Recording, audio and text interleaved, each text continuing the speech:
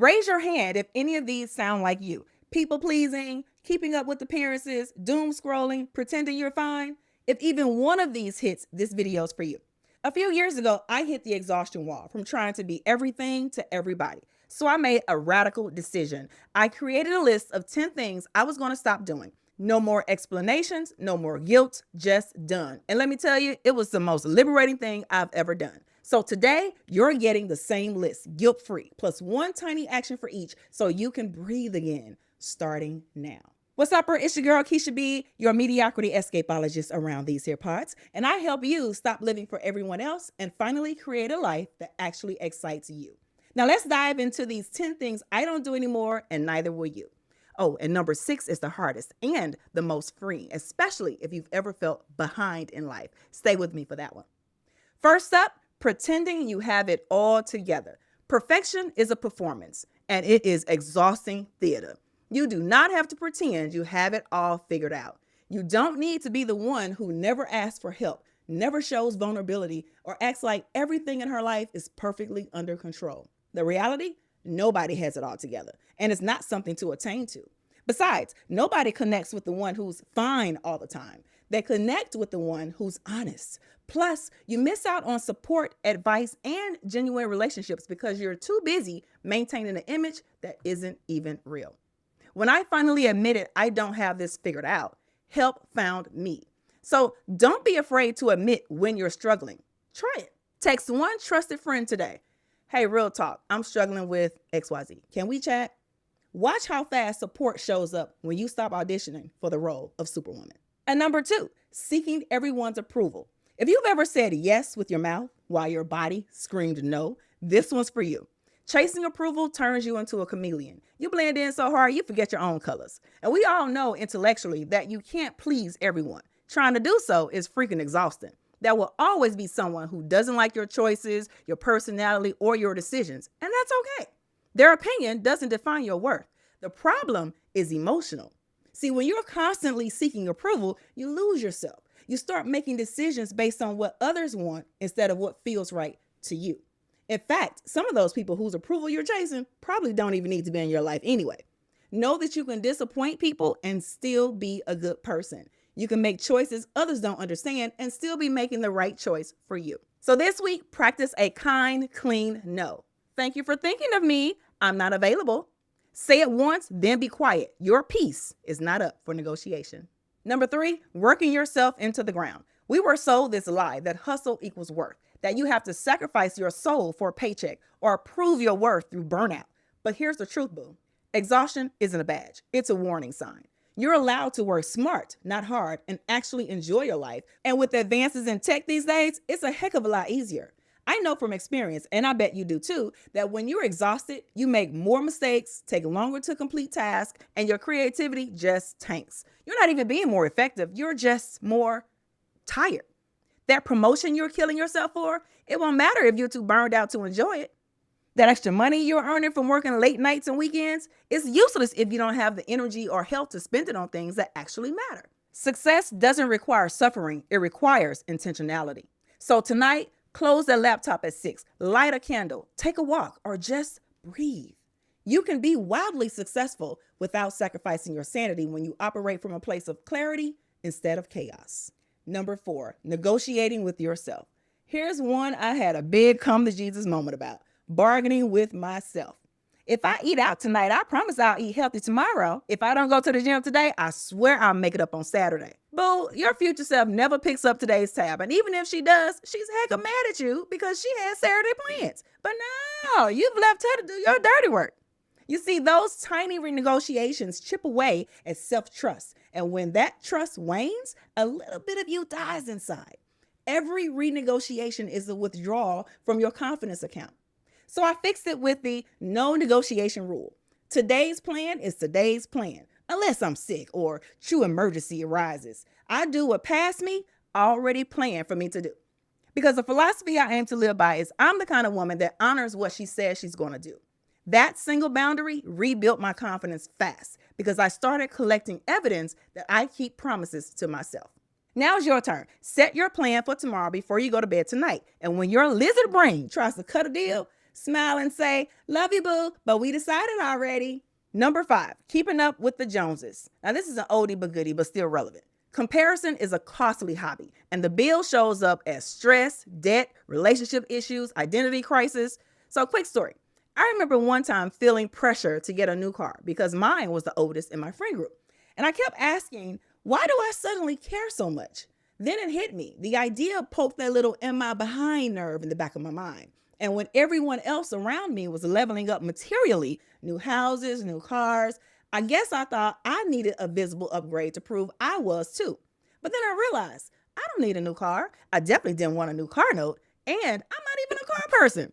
What I actually wanted was peace, options, and financial freedom. So I kept my paid off cutie and stopped comparing odometers. And the moment I chose my values over optics, the pressure evaporated. Listen, your worth is not in your possessions. It's in the values you live. Plus, you lose yourself in the process. Your values get buried under a pile of stuff that was supposed to make you feel better, but just left you emptier. Here are some things you can do today to help get out of the comparison trap. Try a 72-hour pause on non-essentials and a 7-day no compare detox, meaning you can mute and unfollow accounts that trigger I'm behind. Clear your saved shopping cart so you can start fresh with a clearer mind and spend that time doing something that nourishes you. Bonus micro dare exercise for you. Do a values filter, especially before big purchases. Ask yourself these questions. Would I still want this if no one I knew had it? Is it aligned with what I value right now, like freedom or health or growth? If this required a monthly payment, am I genuinely excited to make that payment every single month? Remember, when you stop buying to belong, you finally belong to yourself. Hey, if you're nodding along, I created an Escapers Emergency Kit, a free quick reference cheat sheet for those times when you find yourself in a comparison trap, on overthinker's lane, or your inner critic is on overdrive. Link is in the description below. Number 6, conforming to society's timeline. Okay, who made the rule that life milestones expire at a certain age? Marriage by 30, kids by 35, house by 40. Who, I ask, who? Have you heard the phrase, you plan, God laughs? It means that despite our most careful plans, life is inherently unpredictable, and uncontrollable events often interfere with those well thought out plans. We just need to be flexible and adaptable enough to roll with the punches when, not if, those curveballs come. Maybe you start a business at 50 because now you have the confidence and experience to make it thrive. Maybe you go back to school at 42 because you finally know what lights you up.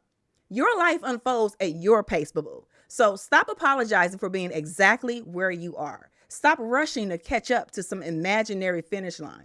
Your life isn't a race. It's your unique journey, and it's unfolding exactly as it should. Now I want you to write your timing statement. I choose blank at blank because it fits my season. Here are some examples. I choose to move to a new city at 45 because it fits my season of growth and new community. I choose to date slowly at 41 because it fits my season of discernment and peace.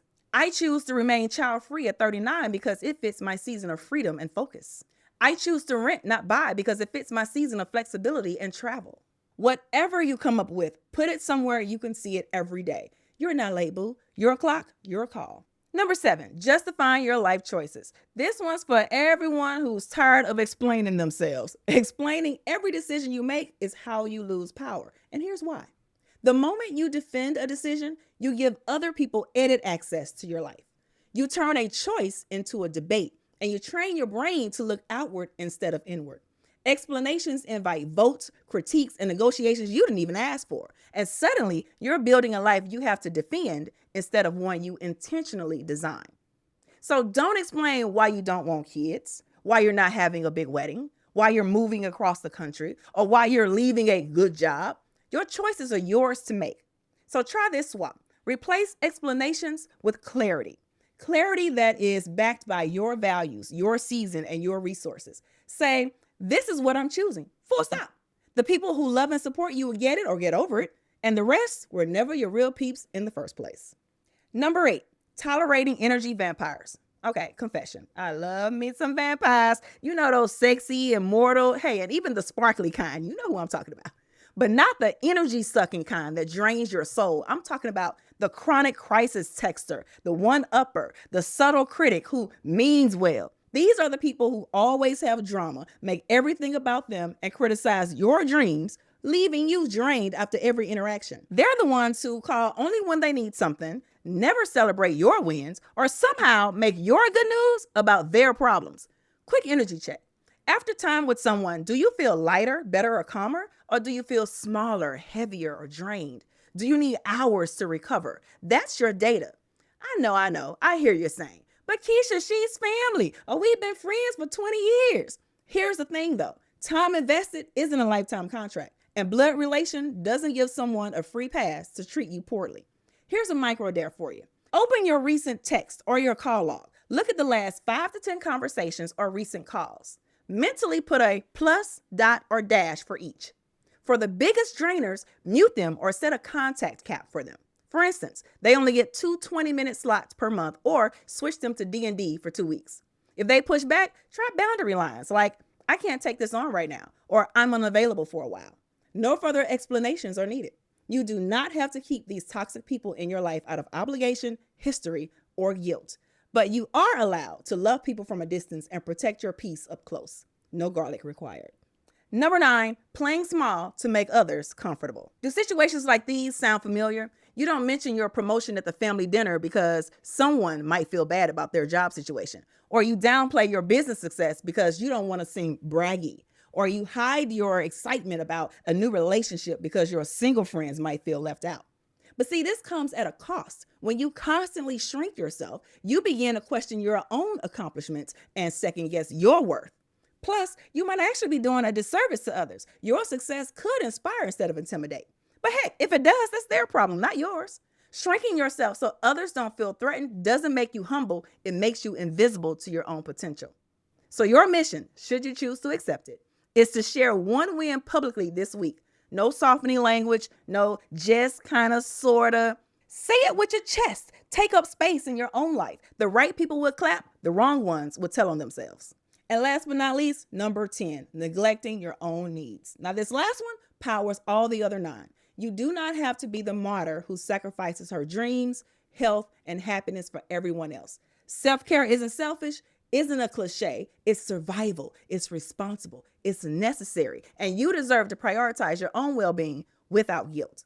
But we get trapped inside the martyr complex. Martyr mode is not a personality trait, it's self-abandonment in a nice outfit.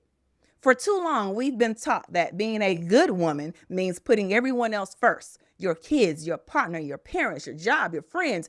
Everyone gets the best of you while you get whatever's left. And well, usually what's left over is exhaustion and resentment, not a healthy, happy, whole you. Your task today is to put one non-negotiable on your calendar this week like it's a paid appointment. Sleep, movement, therapy, or a solo date. Book it, mark it as busy, and protect it with the script if someone requests that time from you. Say, I have an appointment I can't move, or this other time works better for me. When you move yourself from the when I have time list to the it's already booked list, everything else gets better because you're showing up as a full human, not leftovers. Now take a deep breath. We just walked through 10 powerful things you're no longer going to do to snatch your life back. As I was putting this list together, I realized something. Each of these 10 things represents a shift from living for approval to living authentically. Your power returns the moment you stop outsourcing your choices to other people's expectations, timelines, and opinions. So tell me, what would your life look like if you stopped doing all 10 of these things? And I mean, really imagine it. Are you sleeping better, saying no without a knot in your stomach, smiling at yourself in the mirror again? And then start with 1 or 2. And drop a comment below. Let me know which one you're ready to stop doing. And if this video gave you life, make sure to like and subscribe because every week I'm here bringing you the real to help us all escape from mediocrity and design lives that we're actually proud to live. Until next time, boo-boo, keep being your own kind of different.